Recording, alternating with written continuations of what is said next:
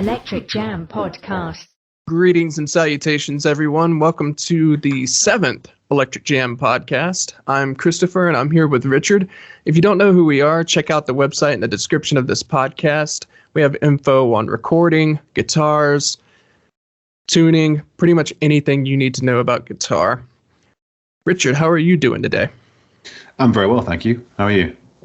I'm fantastic. I think this is the first time that neither one of us have been sick in a while. No, yeah, that's very true, yeah. I mean, I'm still a little bit sick. I'm always constantly ill because I have children, but and it's winter. But I'm a little bit better. Although one of my little boys has just got a bit of a tummy bug, so got that to look forward to now. So out with the cold and with the stomach bug. But other than that, all good, all good.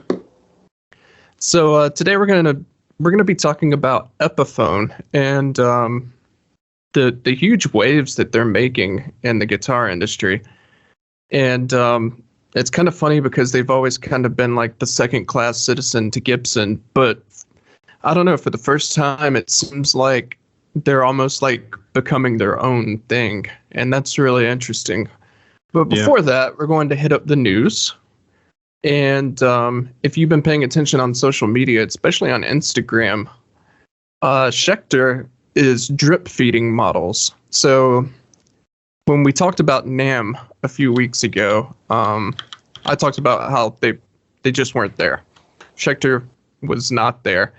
Their parent company, ESP, they're always there. But Schecter just wasn't.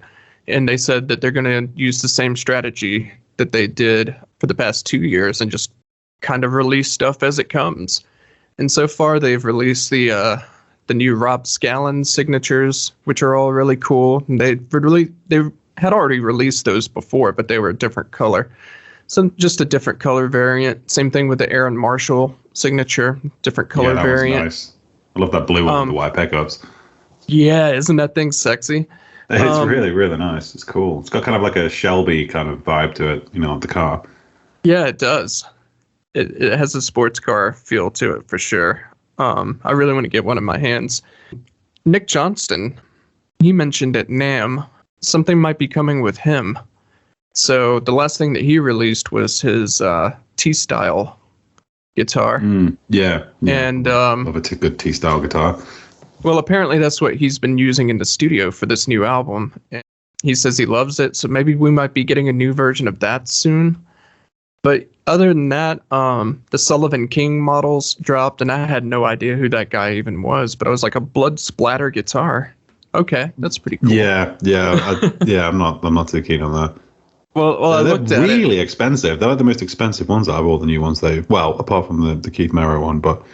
I think the 7, the Banshee 7 is $1,900. Right. Maybe they did use real blood in it or something. I don't know. Well, I had no idea who Sullivan King even was, and I looked him up, and he's like an EDM guy that I guess does metal. I listened to a few of the tracks. It's not really my thing. I could see where it would be fun to listen to live. But yeah, talking about those prices. I never heard of that guy. I'm just looking at obviously the Machine Gun Kelly one, which we already talked about. Right. Yeah. So those are all going to be Korean, and the Keith Merrow was kind of a shock when I first saw it. The new one with the the ocean top, I think it's called. It's like $2,100, and that's for a Korean guitar. So that's kind of the second part of the news today.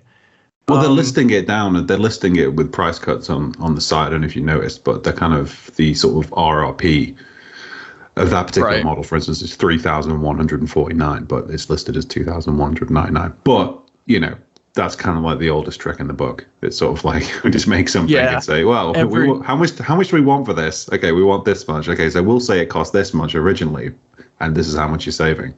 Yeah, every company does that to some extent, but I don't know. I mean, the thing about that is I looked up some of the U.S. models, and the brand new U.S. models made in the custom shop, those are pretty pricey. They're like $3,400. But you could find a used Keith Merrow for $2,400. And that's made in America. So I don't know.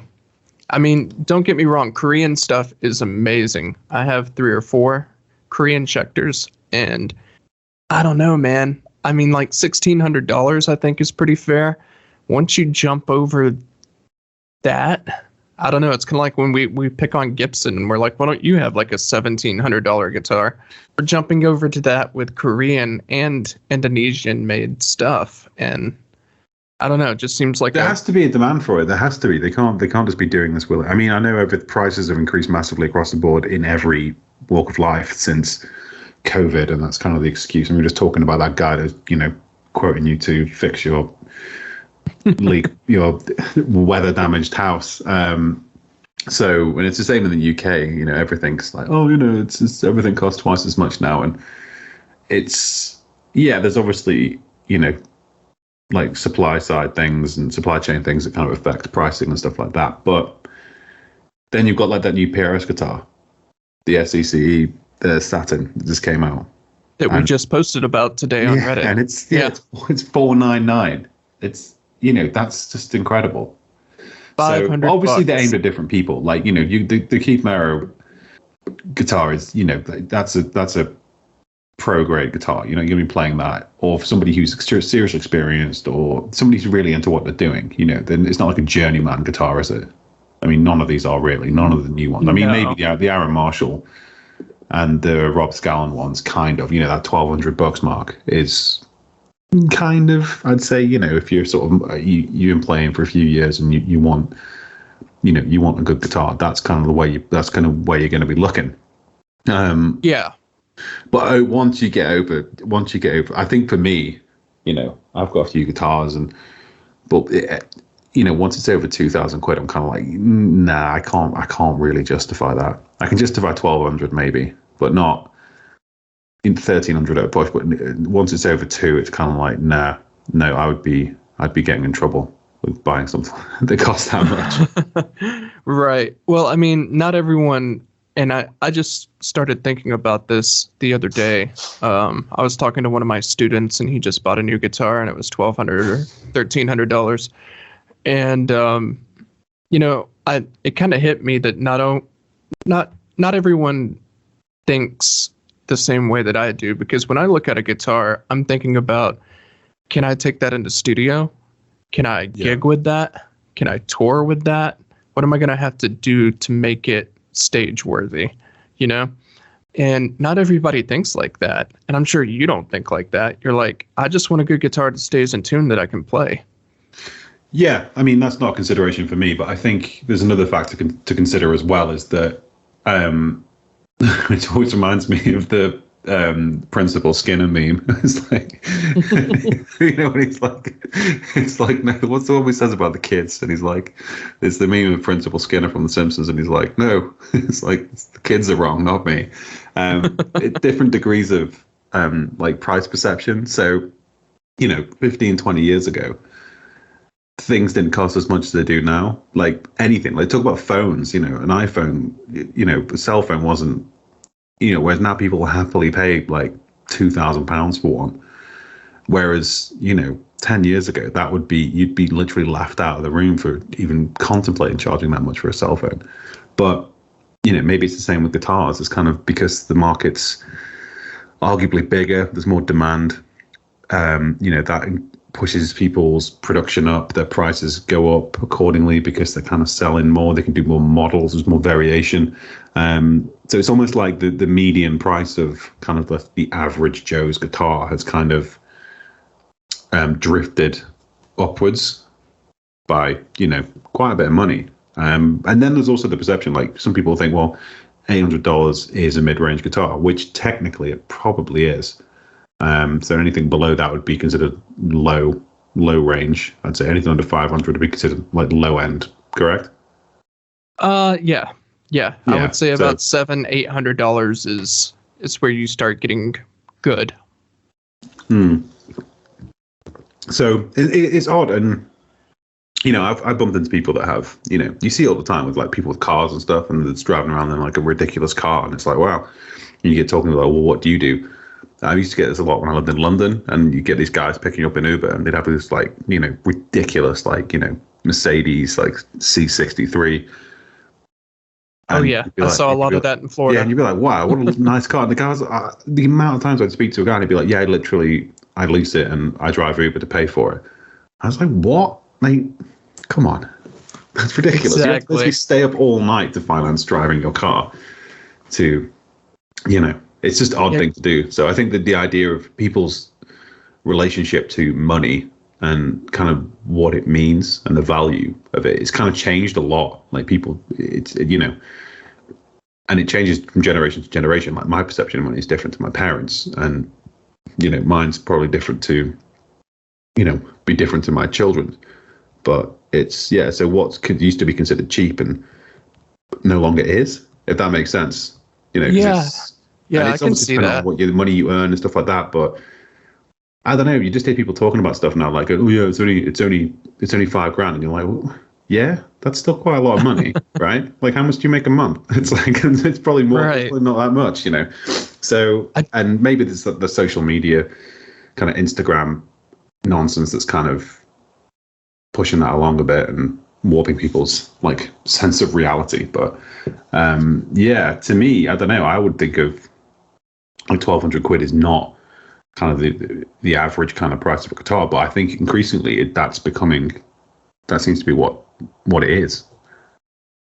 Yeah, even for imports, which is, I don't know. Yeah, I guess it is a matter of perspective. And it's funny you brought up cars, because my friend Steve-O, who just moved here from New Jersey, he was looking for a pickup truck. And I was like, oh, well, used pickup truck, how much could that possibly cost? Like $22,000 or something.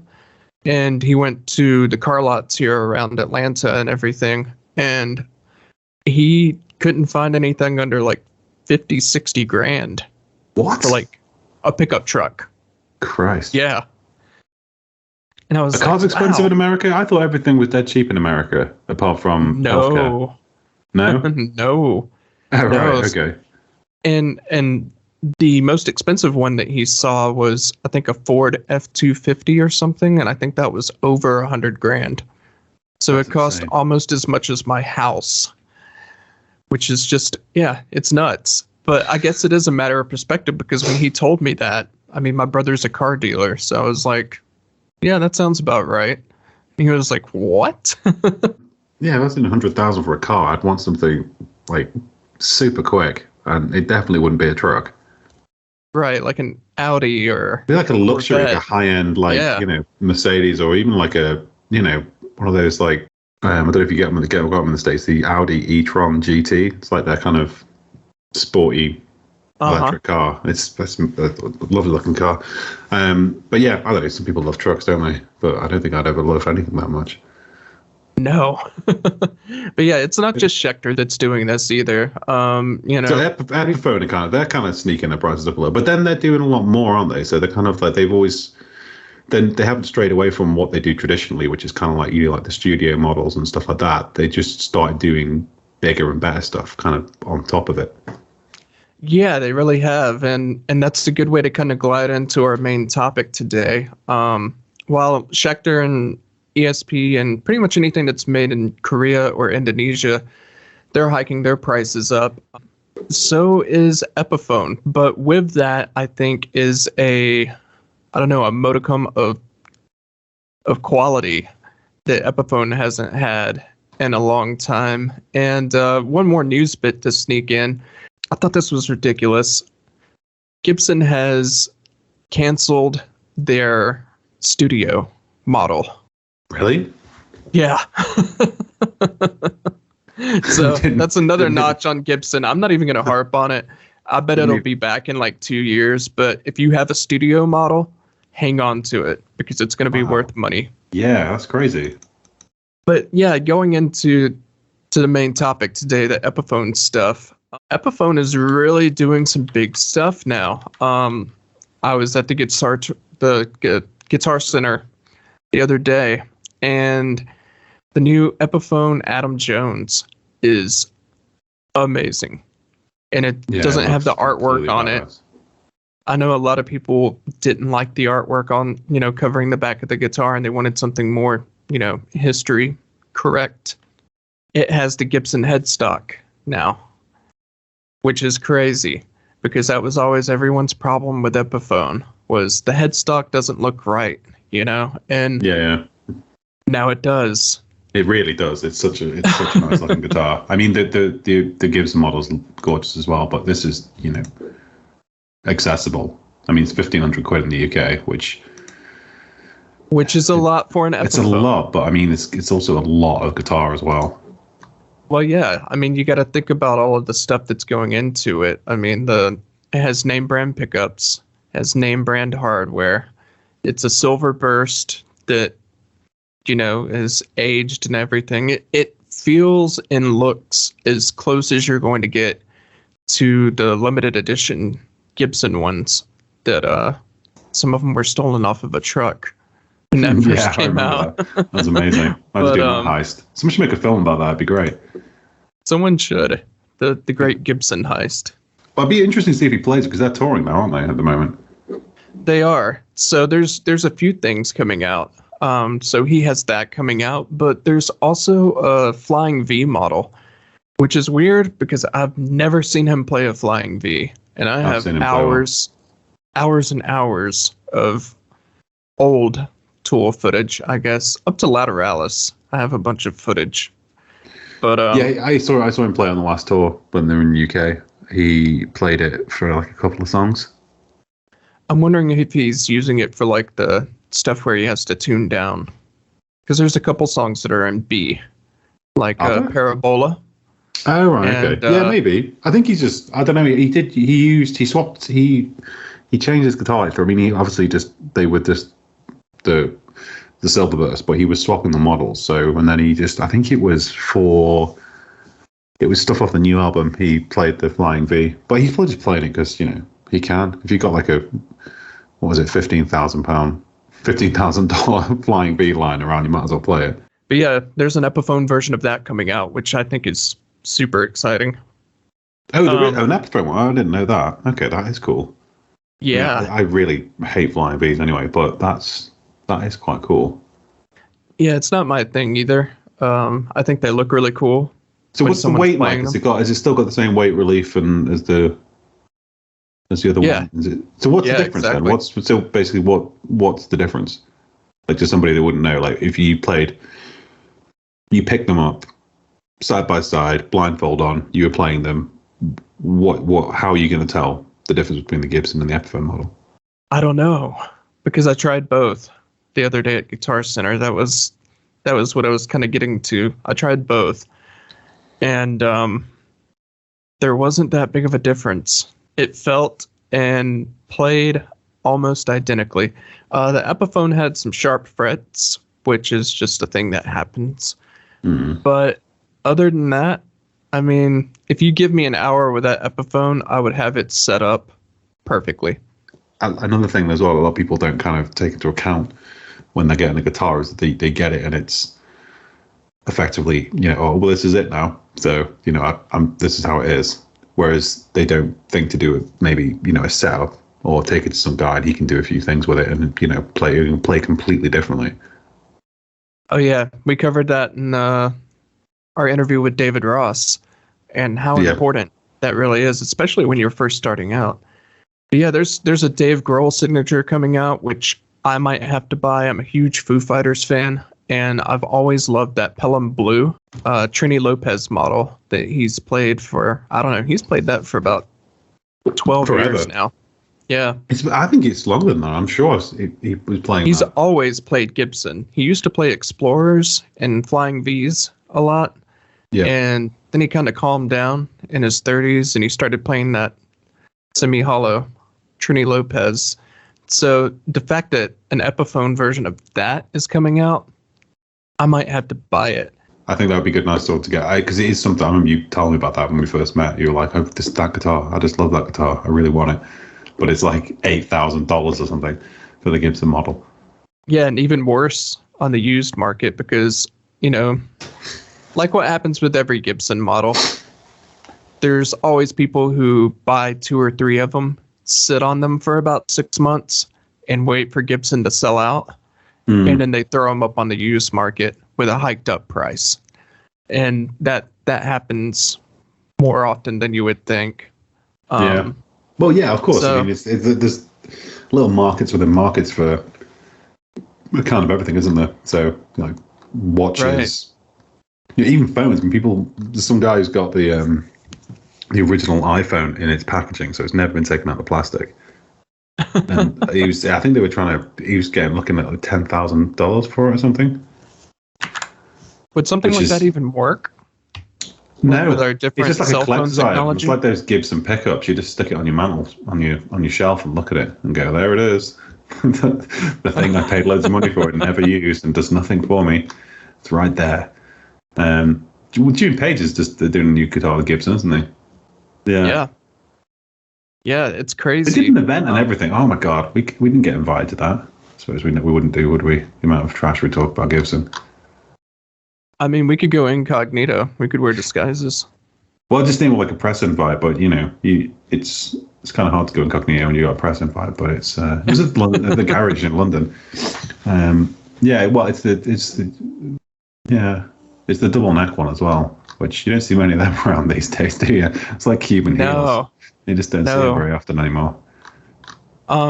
Those have to be specially made, because Claudio from Coheed and Cambria, he had one, and they didn't actually have any in stock for him to buy, so they had to make him one. No way. Yeah. So the one that he has, the white one that he plays Welcome Home with, that one, that's a one of a kind. They usually don't even have the double necks at all. I wonder how old Jimmy Page is now. Oh man, he has to be like 80. He's got to be in his 70s, hasn't he? Late 70s. I mean, his career really started in 1963, 1964, because he started doing studio work. Yeah. He did studio work first, and then kind of pieced together Led Zeppelin. He's 80. Yeah, he had to be. Yeah, I figured. Yeah, and Robert Plant is... He's younger. 75. Look at that hair. Still got it, hasn't he? Yeah. He literally hasn't lost it. He literally hasn't lost a thread. It's just still all there. I saw him actually I went to Birmingham to Digby Breweries, which is now closed, which is very sad.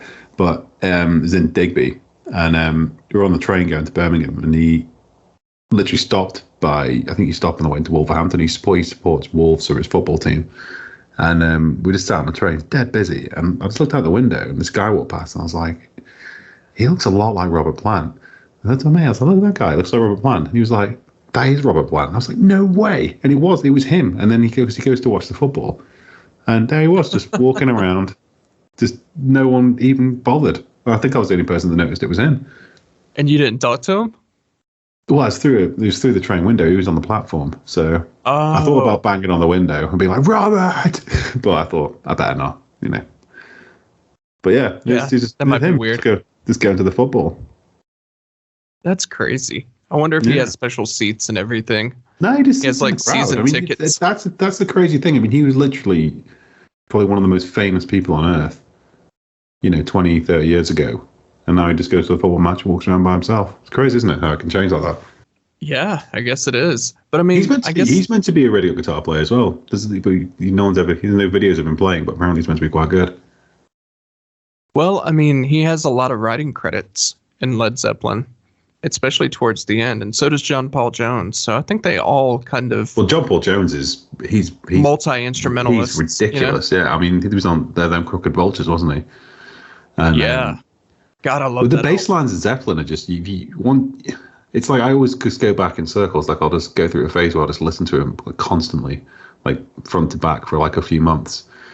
And every single time I find something new, but I'm always constantly surprised by... Just not surprised, but like impressed by how good his bass is, to the point that I'd actually say it carries more often than not. It's him that carries the song, the momentum of the song, way more than Jimmy Page half the time. Like it's just the bass is just so the tone you almost sometimes think it's the guitar, and it's like, oh no, it's not. That's just John Paul Jones just ripping it up on the bass. Yeah, especially during guitar solos, like he would hold it down. Yeah, literally. While Jimmy was going off. Yeah, it's a bit like Justin Chancellor as well from Tool. He's kind of got that same sort of vibe going on with it. Very busy. He does. Like really busy, all over the place bass. This is kind of just, it's not even like, I don't care what the guitarist is doing. I'm doing this. And this is more interesting.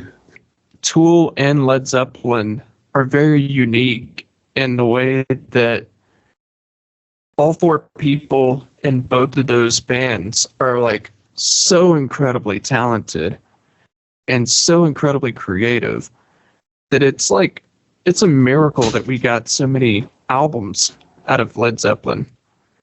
Because I think even if John Bonham hadn't died when he did, I don't think that they would have continued. I think they were kind of like at a breaking point, especially with that last album. I think they did. They squeezed in like a lot. I mean, there was a time when bands were, there was like, you could name all the big bands on two sets of hands. Yeah. Whereas now it's they were like titans. They were massive. Not like big. I'd say they were kind of like Beatles level in terms of like popularity and people knowing them. Obviously, I'm a big fan of it's like the Beatles. For me, it's like the Beatles, Led Zeppelin, the Stones, from that kind of era. Sabbath, obviously. Oh yeah, Sabbath, Aerosmith. Yeah. Aerosmith was really big then. But yeah, Tool kind of has that same formula to where like everybody in that band is just like so good and so tight. And it's just nuts what you can do, but just four people. And I think, sometimes when you listen to Tool, it doesn't even sound like four people. It sounds like so much more. But yet they can still recreate it live. They don't use any session musicians on stage or anything like that. It's just them.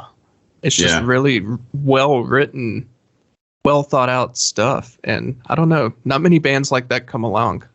No, but that's why they're so big. They do get a lot of crap from people online, which is, understandable for only doing 4 albums in nearly 30 years. But it's the stuff they have done is, I mean, I was listening to an email the other day in the car, I was just like, Christ, it's so good. Like like Stink Fist, 46 and 2. It's just like flawless, like front to back. Like to imagine being in the room when they're recording that and just being like, holy crap, this is like pure lightning in a bottle. It's untouchable. Like from every angle, like the production, the kind of the way the song is crafted, the composition, the vocals, the drumming. It's the drumming as well. Like Danny Carey is a really interesting cat anyway, but his drumming is just bonkers. And he's a very interesting guy anyway, because he's obviously into his Thelema and all that kind of stuff, isn't he? Because I remember when the tour ages ago they go in the South in America, and the kind of third party roadies that they were using wouldn't unload his drum kit because they thought it was satanic. Because he sets it up in a. He's got all the pentagrams on, hasn't he? And and things like that. They're all freaking out, thinking it's some kind of devil drum kit. He's crazy. Like his drumming style is totally next level, and it's funny because you were mentioning Anima, which is a great album. I think that's an amazing album. I think that's really where they came into their own. But if you listen to the first 2 albums, you could kind of see where they were going. Like especially with Undertow. I remember getting Undertow on tape and wearing that thing out because I wanted more. Like I wanted so much more of that. It's one of those weird things. I think it doesn't happen very often where, like, if that was a standalone album by a band, or the stuff they released after it wasn't that good or just the same, that would be considered like a watershed moment for them. It'd be like, this album is like, because it's really, really good, but it doesn't get as much attention as it should do because the other ones are so good after it. That's the thing. Like Anima's like it's like orders of magnitude better and not just in like the songs, but the production, it's just more sonically interesting. Like there's more stuff going on. Like they started messing around with a lot of like effects and electronics and stuff in the background, which really kind of like adds this sort of, like they have this kind of ambience about them that's always there. And especially with Push It. That's one of my favorite songs by them, period. Yeah. And because when it's heavy, it's just, it's not like fast heavy either. It's like this pummeling sort of wide, expansive kind of, it's like being swallowed by like a massive wave really slowly. It's just something else. Like they really are. I mean, as much as the new album, I don't mind the new album that much, but because I love them so much as a band, you know, you were always going to be let down by that album because, you know, they've been making it for what felt like, you know, 20 years. I mean, it was 19 years, wasn't it, effectively? Because Lateralis was 2000, wasn't it? Or was it 99? Lateralis was 2000, I believe, and then 10,000 Days came out when I was working in California. So that had to have been 2005, 2006. Okay. Yeah. You're right. Yeah, 2006 to 2000. Yeah, I really like 10,000 Days. It's one of my favorites, actually. I'd say Lateralis, Anima, 10,000 Days, Undertow, and then the new one. I haven't had enough time with it yet to slot it in anywhere. I got to meet Danny Carey right before 10,000 Days came out. I think about 2 weeks before it came out. Yeah, so I was at there's a venue in the mall in Los Angeles. I know it sounds crazy. Adam Jones's wife had a band called Butcher, and they were playing. And God, I can't remember the name of the place. But anyways, so Butcher was playing, and we were like, well, it probably sounds a little bit like Tool. I mean, it's Adam Jones's wife. And we go, and they are great. And I end up drinking too much, and I had to go to the bathroom, and I'm standing next to this guy, and I'm 6'1", so I'm a pretty big dude. And I'm standing to this guy who he's humongous. And I'm like, hey, you're Danny Carey. He's like, yep. I was like, cool. You guys have a new album coming out anytime soon? He's like, yeah, actually we do. All the rumors are right. No way. I was like, nice. And you were like that was a pivotal point in history there, where basically at one point in time, Tool had a new album coming out, because that doesn't happen very often. Right. Talk about like being in the right place at the right time. Because normally it just would have been no, we're just sitting in our mansions, twiddling our thumbs, summoning demons. Yeah, no, but apparently they're doing a new one, because I think it was Justin Chancellor was quoted as saying that obviously Danny Carey's 62 now, so they're not waiting another 10 years to do an album. And with this tour that they're doing now, I think they're going to do like a big finale, kind of finish, kind of maybe do 2 albums, a couple of big tours, and then just kind of call it a day.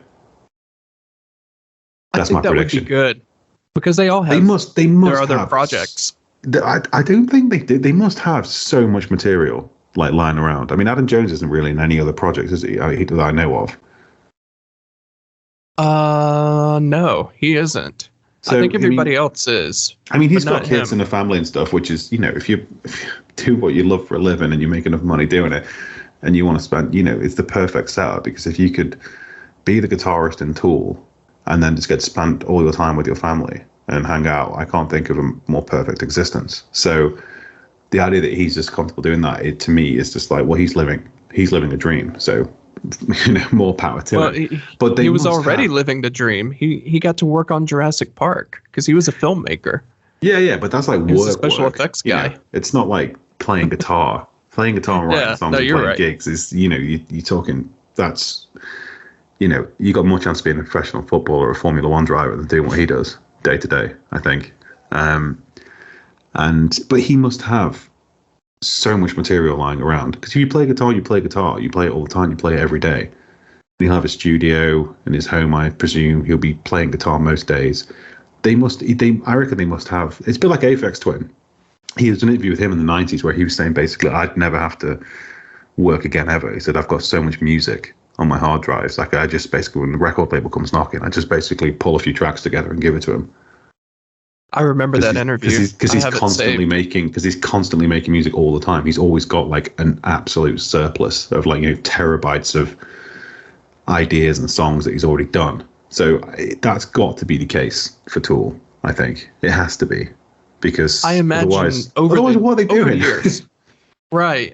I mean, I imagine over the years. I mean, you got to think. So they've been doing this since 1989. While they've had different projects, I mean, Justin Chancellor wasn't in Tool originally, but after Undertow, he was. So he's been in since 1994. So, yeah. I mean, between the three of them, even with Maynard doing all of his different side projects and stuff and guest starring on Deftones albums and stuff like that, they have to get together and jam, right? Well, yeah. And I'm sure they have like miles of tape just from the 90s of stuff that totally. They didn't even finish.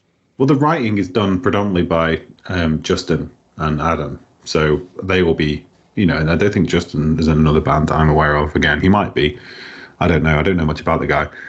He still tours with Peach, his original band. Okay. But I know, apart from that, he's ridiculously good on the bass. And he's English too. What a good lad. But yeah, I just think they just have an absolute back. But I think they're just one of there's the group of guys that have found themselves in probably such an amazing position to be in as a musician. I don't think there's any other band on the planet that has it quite as good as they do, that I can think of. Because they if you look at the output, the work, how much they tour, how much time they spend in the studio, and what they are, it's almost ridiculous. It's almost like it kind of defies convention when you think about it, because they've never been heavy on the marketing. They hardly do any press. You really struggle to find an interview with Adam Jones on YouTube, like, where he's just sat down with someone talking. They're very rare. I know Maynard's a bit more kind of a bit out there, but I just think that tells you kind of there is something special about them and their music. I know people be like, Tool, but there is something to it that's special, that kind of just has some kind of effect on people. Because I literally, even like Metallica, all the albums they've released tons of albums. They tour constantly, and then Metallica, maybe they don't need to, but pound for pound, like in terms of album quality, it's very now skewed towards not great with Metallica versus the really good stuff. Whereas Tool, it's kind of like, it's pretty, maybe the 10,000 Days and Fear Inoculum are considered, classic, but they're still both really good albums. And it's very hard to find a band that has come close to even doing anything what they've done with the lack of work, not the lack of work, because they do work, but you know what I mean, the lack of being in your face with what they do. They kind of just do their thing. People love it, and somehow millions and millions of people find out about it, and when they go on tour, they make like $10 million each a year. So, like, what a sweet setup! Like, honestly, it blows my mind when I think about it. Well, and they're not radio friendly band either. They're a metal band. They're effectively a metal band. They're not like an old metal band. They're not. You're not going to hear them on Radio 1. They're not doing like commercials on TV. They don't give their rights out to. They're not butt rock. Yeah. They're not butt rock. So yeah, I think they've got, maybe Danny Carey is doing some magic, and he has done some necromancy. He's got some serious Solomonic magic on the go that's working as it should. Well, if you were around in the 90s when those albums were first coming out, you had the treat of not having the internet and having all this word of mouth stuff going around. And there was this whole lore about Tool. Like Tool had like a whole lore book. Like someone told me that Onimo was recorded on a 8-track recorder or a 4-track recorder or something. And I was like, that's impossible. But that's part of the lore. And then all of the Bill Hicks stuff. I ended up seeing Bill Hicks on late night TV after that. And I was like, that's the guy from the Tool song. And I was like, wait, hold on. I'm putting it all together. And then, on that album, they have the Dyer von Satan track, which is just a guy reading a cookie recipe. I showed it to my Yeah. girlfriend who is from Germany, and she had never heard it before. And she's like, "What? He's talking about adding butter? What? What is he so Yeah. angry about these cookies?" But like, yeah, there was this whole lore behind Tool, and it's just crazy that they've managed to keep such a But what tight is really lid on it. But that's what I mean. What is really cool about it is that it's almost seems like it's organic. It's not something that they pushed out that I'm aware of through PR people, or there's there's not disingenuous. It's just people were just very interested in them. I mean, I remember when I was before growing up and getting into music and stuff, they were kind of like, the bands. If you were in a cool band at the time, they were like the band's names to sort of name drop. Like everyone was like, yeah, Tool, Tool. Because they're kind of like, they were like art rock, art house, bit pretentious, completely different, didn't give a shit about convention and fashion and, fitting in. It was just, this is what we're doing. And people respect that. People respond to that because it has a level of integrity to it that you just can't kind of get by just dressing a certain way or sounding a certain way, because it just comes across as, you're just kind of riding on the coattails of somebody else who's, successful or whatever. Whereas they just kind of go, no, this is what we do. This is our music. This is how we do it.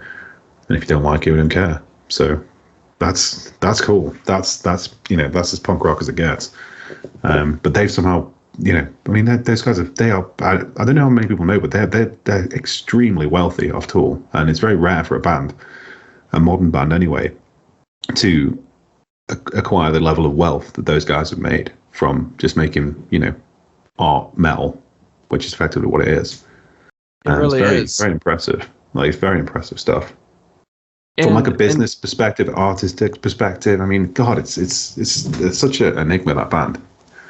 But that's we didn't even know what they looked like in the 90s, because if you remember in the 90s up until Lateralis, they never put themselves in the music videos. So I remember not even being able to picture what the band looked like until I saw them in person, Yeah, and I was like, crazy. Oh, that's Tool. That's what these guys look like. But they had the in power the 90s, as well. That was the other thing. Yeah, they had they also did really good music videos as well, which I think is a massive, massive help. Because if you go back to like the early 2000s or the mid 2000s, Beastie Boys did really good videos. Aphex Twin, really good videos. Tool, really good videos. So a lot of bands kind of they kind of got tapped into the sort of zeitgeist with kind of these memorable videos, which they all were. I remember that's how I got the first time I saw the Beastie Boys on MTV2, and I was like, "Whoa, what is this?" It was like Sabotage with the cops and the stashes. Oh yeah, the 70s brilliant. Cops. Yeah, it's so funny. Tool did a lot of like weird ones, and Aphex Twin videos. I don't know if you've seen them. The Chris Cunningham videos are just for like window liquor. Amazing. Oh yeah, it's just so you're never going to forget. You're never not going to remember seeing that.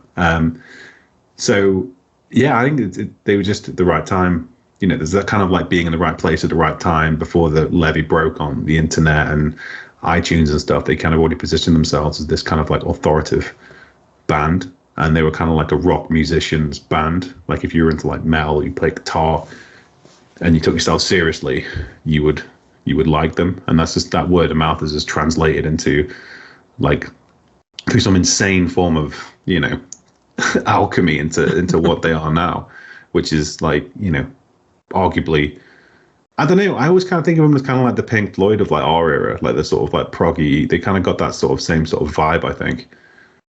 Like a bit mysterious, a bit kind of big live shows. They just kind of play when they want, and when they do play, it's like a big, massive, spectacular kind of like whoa, like deal, and then they just disappear, and then they'll maybe do a new record, or they might not.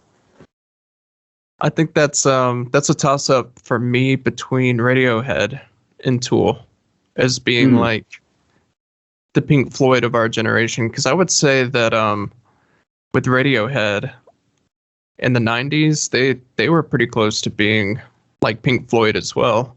Yeah, well, Radiohead are like the same sort of deal. They're sort of like a kind of always changing, always doing something new. But they kind of fit into that I would put in my head, bands like Pink Floyd, Radiohead, Tool, King Crimson. There's certain bands that just kind of break with convention, that kind of do their own thing and create their own kind of genre really, because they just you know, if you sound like Radiohead, sound like Radiohead. No one else sounds like them. Plenty of people try and copy them. Same with Tool. You know, same with Pink Floyd.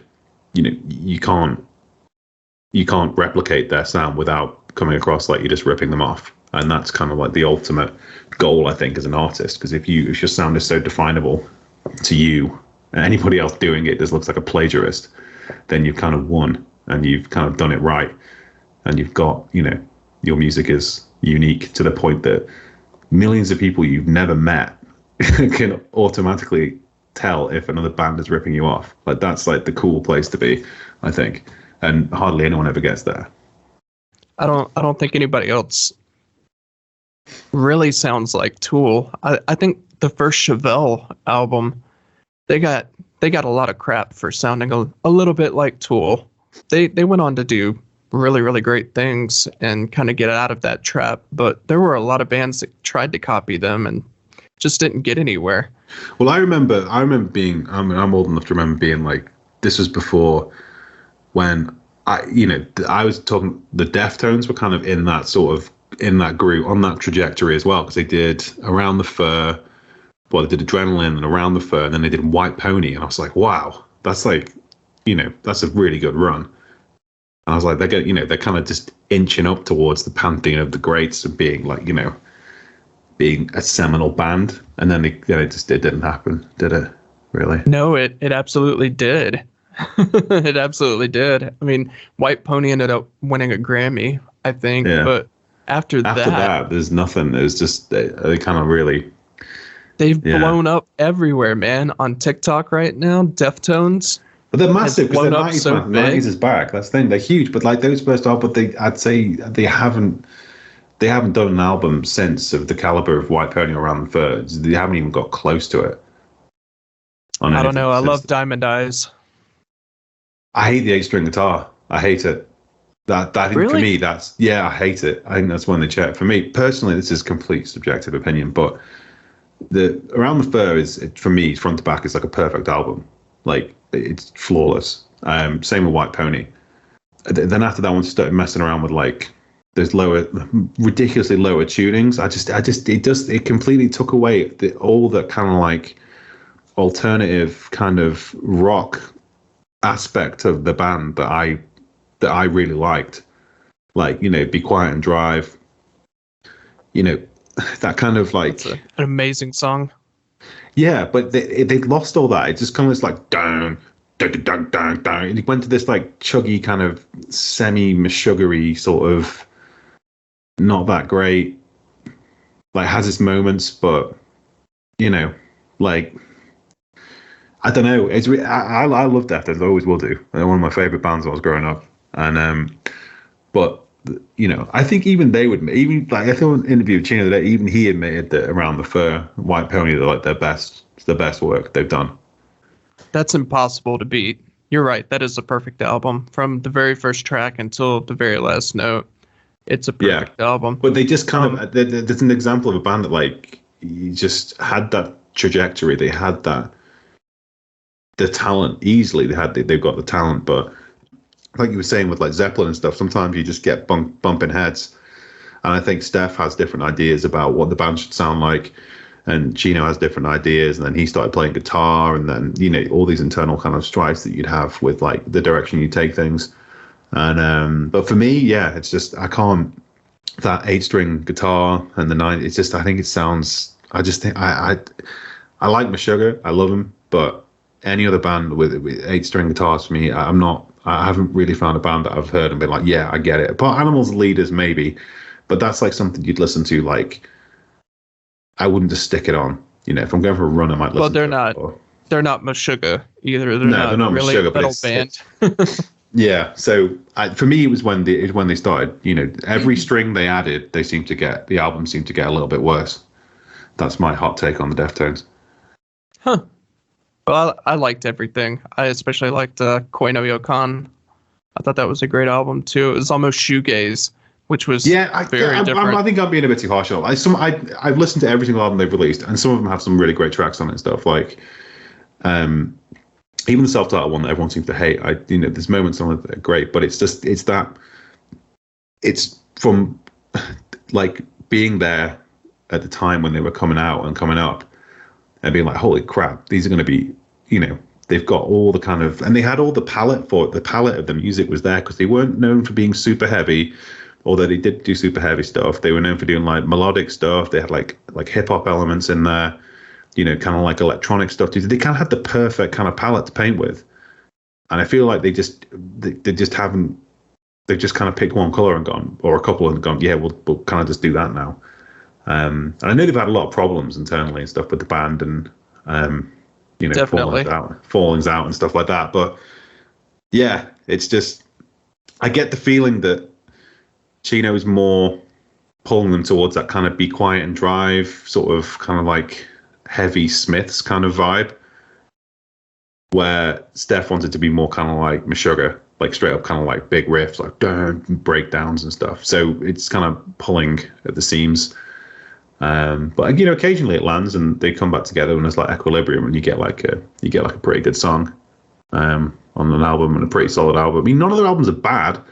They're just not like, they're one of those people like bands like I expect more from, and then when an album comes out, I'm always like disappointed because I'm like, I kind of wanted it to, I thought it'd be better, sort of thing. Maybe my expectations are too high because I'm basing all my expectations are based on Around the Fur and White Pony.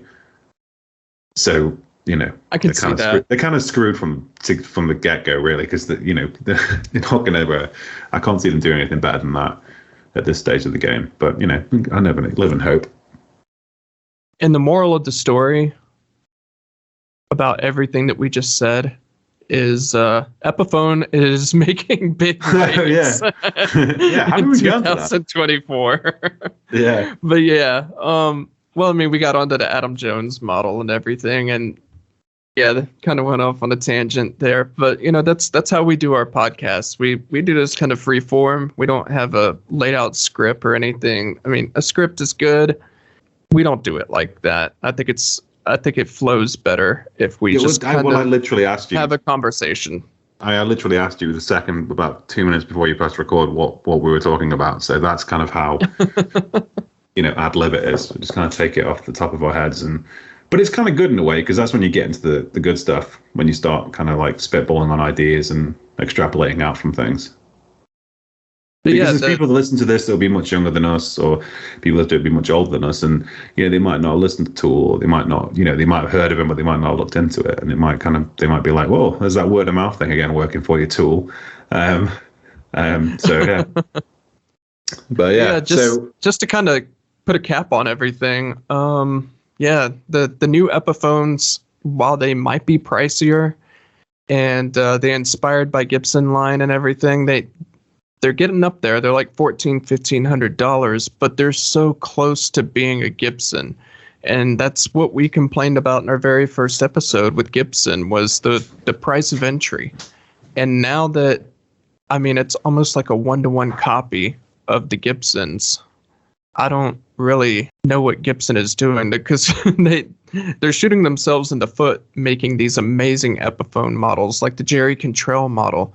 I want that guitar so bad. Or the Matt Heafy model. I want that guitar so bad. The Dave Grohl signature. I wouldn't mind the Adam Jones guitar either after playing it, because good Lord, the pickups on that thing, they're monstrous. Well, they know what they're doing, don't they? That's it. I mean, Epiphone's still cheaper than Gibson. That's kind of the whole MO. So if they're making them, if the guitar's getting closer and closer and better, it's closer to Gibson and better, then, I have no problem with their prices going up a little bit, as long as they're still doing the kind of, the stuff that, for kind of the entry levels, not entry level stuff, but kind of like, the people that aren't necessarily, pros, or kind of just like the advanced intermediate, right, wants a good guitar, wants to maybe do some recording at home, and just wants something reliable, but doesn't want to spend like $1,000. And they still have those coming out this year. They still have the $600 regular old Les Paul, doesn't have a name attached to it or anything. Doesn't have Gibson hardware or Gibson pickups. It's made in China, but it's still a great guitar. I mean, I gigged one of those for years, and I didn't do anything to it except put locking tuners on it, because I hate changing the strings when I'm on the road. I mean, other than that, they're absolutely killing it. And I wouldn't be surprised if Jerry Cantrell or Matt Heafy release another model this year because it's kind of time. Well, those ones, like that Jerry Cantrell one's really nice, and the Matt Heafy one. Do you like really the nice white too. one? Yeah, I do. I do like a white. Yeah, I love the a white white one. Les Paul. There's something incredibly sleazy about them, but I also really quite like it. So it probably speaks volumes about me as a person. But I guess that's the wrap up for today. indeed, Check out the new Epiphone models because I think you'll be really surprised. And while that initial sticker shock is kind of scary, you got to think you're getting a guitar that has pretty much everything. It has, the Gibson AVR bridge. It has Gibson pickups or Seymour Duncan pickups. I mean, the only thing that's different, really, is the name on the headstock at this point. And like I said, I played them back to back. I did the same thing with the new inspired by Gibson Explorer. And I played that back to back with a real Gibson Explorer. And they're really, really damn close to being the same guitar. I bet, something to check out. Yeah, definitely. I really, really, I quite like a good Les Paul as well. So maybe I'll check out one of these little Epiphone days. Yeah, the modern series is really good. The Matt Heafy guitars are really good, and of course the Jerry Cantrell. You like the white one, but I like the wino. It's like this burgundy with the gold hardware. I absolutely love it. Yeah. If you haven't checked them out yet, check them out. The new for 2024 models are really something to behold. And like I said, don't be freaked out by the price too much because you're getting a whole lot. Yeah, you basically get a Gibson. Spend that kind of money anyway. It's a half-price Gibson. That's the way to look at it. That's a great way to look at it. Yeah, it's a half-price Gibson. it's a Black Friday Gibson with a different name on the headstock. It might have less problems. Yeah, than a Gibson. Exactly. But yeah, that's going to wrap us up for today. Again, if you haven't subscribed to the email list, you can go to electricjam.com. There's a little join us button on there now. And you can sign up for the email list. We're not going to bombard you with emails every single day. And it's not going to be a big sales pitch or anything like that. And it's basically one email a week, cover off some news, maybe some of the reviews that if you've done any reviews or we had anything to look at. And then there's basically just a little video where Chris will show you how to do something cool. Like it could be, setting up your guitar, setting up your pickups, doing something in a DAW, setting up a plugin, something useful that you can just watch and go, okay, that's cool. I can now go away and do that and sound infinitely better. So that's kind of the crux of it. And like I say, it's once a week. And then if you've got any questions when you do join the email list, like a guy, I can't remember his name, but if you're listening, I'll give you a shout out because it's quite nice when you sent me that email. And I can't remember your name. So, Robert Rasmussen. So if you're listening, Robert. I was about to say Robert. Mm-hmm. Yeah, got your email and thanks for reaching out. Because we love hearing from you guys anyway. And if you have any questions about anything, just literally just reply to the email and either Chris or I will pick it up and we can chat over email.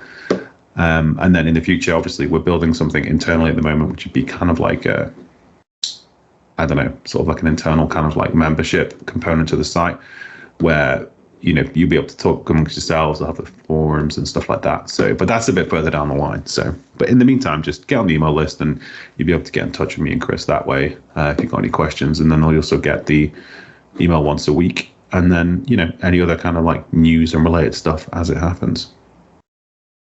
And if you want us to discuss something on the podcast, or if you have any questions that you want to hear us address on the podcast, send us an email. Let us know. We'll totally do it. Cool. But yeah, other than that, we're going to wrap up, and we will see you guys next week. See you next week, mate. Take care.